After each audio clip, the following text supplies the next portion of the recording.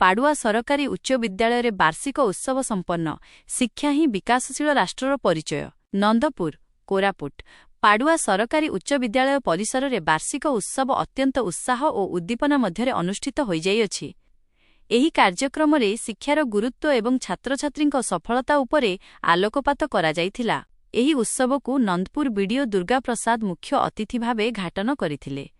अन्यमानंक मध्यरे सम्मानित अतिथि block WEO again Tripathi, अन्यान्य अतिथि बीजेपी वरिष्ठ नेता शेख गफूर एवं विद्यालय परिचालना कमिटी सभापति गेनुखिल। अतिथि माने निज अभिभाषण रे कहिथिले जे शिक्षा सबु अंधार को दूर करी आलोकित करिथाए एवं शिक्षा ही एक विकासशील राष्ट्रर प्रकृत परिचय।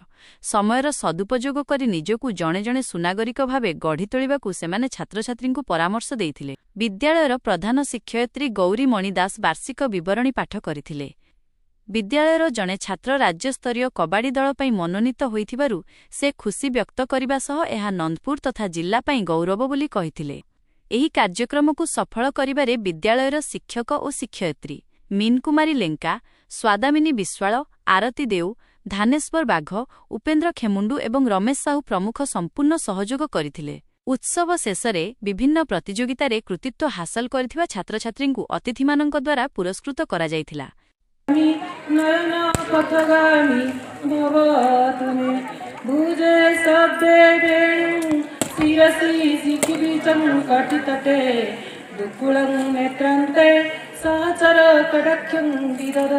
समाधान दबा बारंबार हारले मध्य सेतकी जणको आमे समाधान नै परिबा। रेजा भिडियो रेडी छिड़ा है किने रे मैडम टिके हाथ तळु कर दियंतो समस्त एमती कले भल लागिवो। से पार्किंग रे टैच बगरा समस्ते